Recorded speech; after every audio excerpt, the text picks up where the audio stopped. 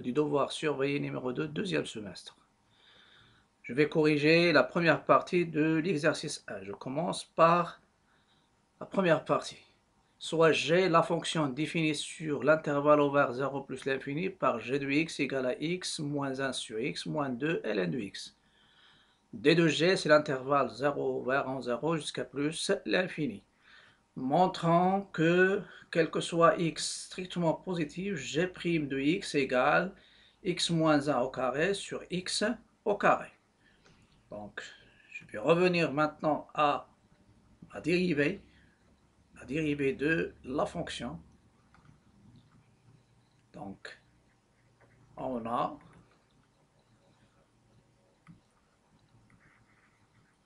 voilà, G' de x, c'est la dérivée de x, moins la dérivée de 1 sur x, moins la dérivée de 2 ln de x. On sait que 1 sur x, sa dérivée, c'est moins 1 sur x au carré. La dérivée de ln de x, bien sûr, pour x strictement positif, c'est 1 sur x. Donc, et la dérivée de x, c'est 1 moins 1 sur x carré, c'est plus 1 sur x carré, moins 2 fois la dérivée de 1 sur x. Et je vais réduire au même dénominateur avant de ça. Donc c'est plus 1 sur 1 plus 1 sur x carré moins 2 sur x. Et je vais multiplier x carré et 1 par x au carré. Je multiplie ici x en haut et en bas, ça me donne moins 2x plus 1 sur x au carré. Et c'est une identité remarquable. C'est x moins 1 au carré, le tout sur x au carré. Je l'écris ici. Donc,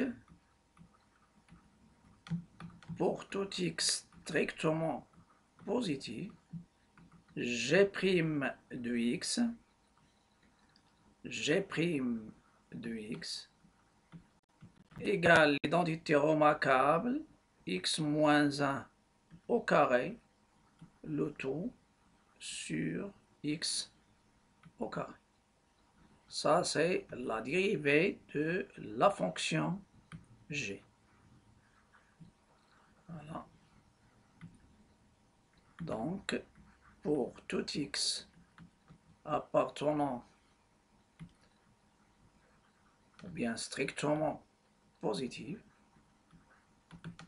G' de x, et je vais aligner mon écriture. Donc, voilà.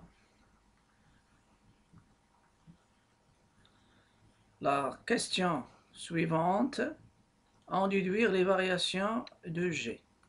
Les variations de G. On a x carré strictement positif et x moins 1 au carré supérieur ou égal à 0 pour x supérieur ou égal à 0. Et je rappelle le domaine dans lequel je travaille.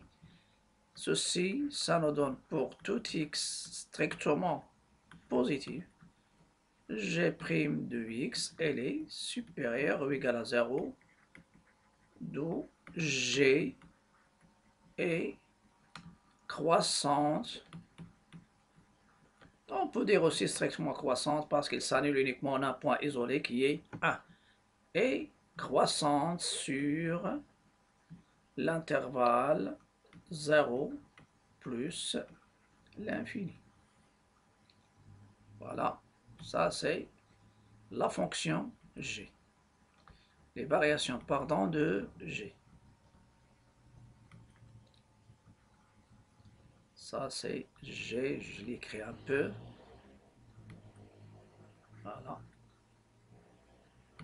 G est croissante sur l'intervalle ouvert 0 plus l'infini. La deuxième chose, c'est le signe de g de x sur l'intervalle 0, 1 et sur 1 plus l'infini. Petit 2, signe de g de x sur l'intervalle en question, c'est 0 plus l'infini. On a g de 1, c'est 1 moins 1 sur 1 et plus, je pense, moins 2 ln de 1. Vous savez que ln de 1 c'est 0, donc ça donne 1 moins 1 égale 0. Voilà. Je commence par sur l'intervalle 0, 1. On a x, elle est inférieur ou égal à 1 strictement positif. G croissante sur 1 plus l'infini, sur 1 plus l'infini, sur 0, 1, qui fait partie de l'intervalle 0 plus l'infini. Et je sais qu'une fonction croissante, elle conserve l'ordre. Donc g de x, elle est inférieure ou égale à g de 1. Et vous ne pouvez pas calculer g de 0. Et g de 1, il est égal à 0. Ça vous donne g de x, elle est négative ou nulle sur 0, 1. Voilà, sur 0, 1, ma fonction, donc g de x, inférieur ou égal à 0, sur l'intervalle 0, 1. Voilà. Je passe au deuxième intervalle. Sur l'intervalle 1 plus infini. La même chose. On a x supérieur ou égal à 1.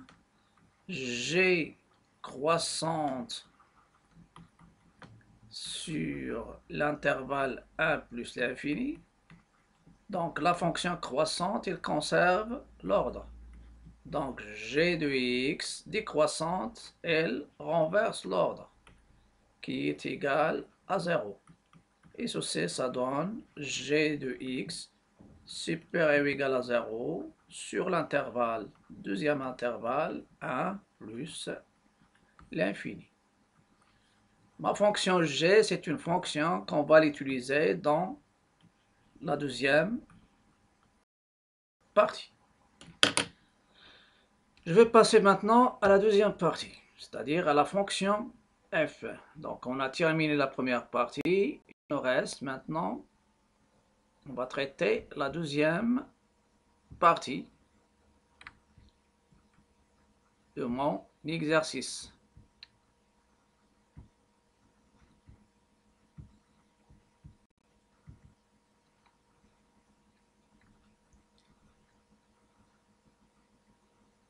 Voilà.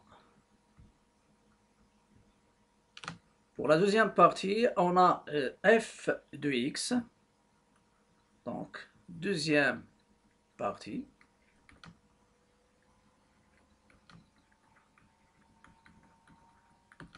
Deuxième partie, dans cette partie,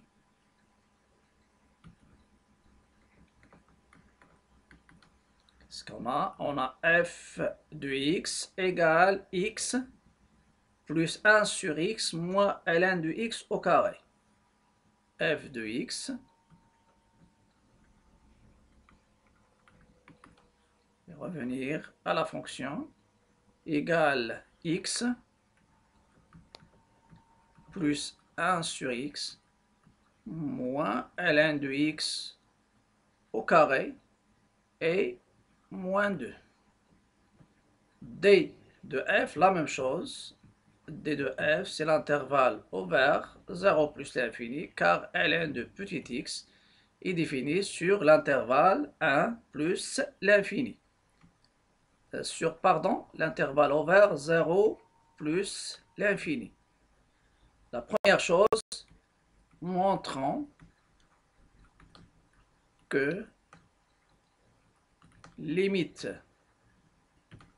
de ln de x au carré, le tout sur x, lorsque x tend vers plus l'infini, elle est égale à 0. On pose t, ils ont donné le changement de variable, t égale à racine de x. Ceci est équivalent, x égale t au carré. Et x tend vers plus l'infini implique la racine de x, il va tendre vers plus l'infini, donc t tend vers plus l'infini. Ce sont des choses de base dans le changement de variable. Et je vais changer la variable. Voilà.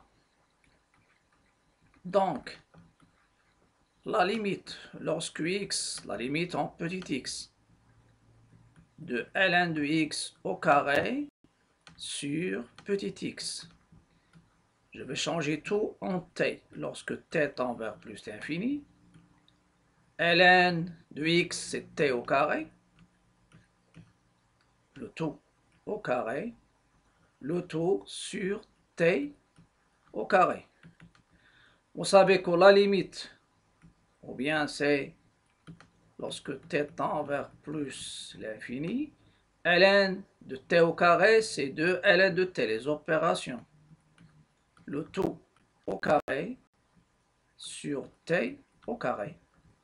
Et ça va donner la limite lorsque t tend vers plus l'infini de 4 ln de t sur t, le tout au carré, qui est égal à 4 fois 0 égale 0. Et ceci, j'ai utilisé une limite remarquable. La limite de ln de t sur t, lorsque t tend vers plus l'infini, c'est 0. Ça, c'est la question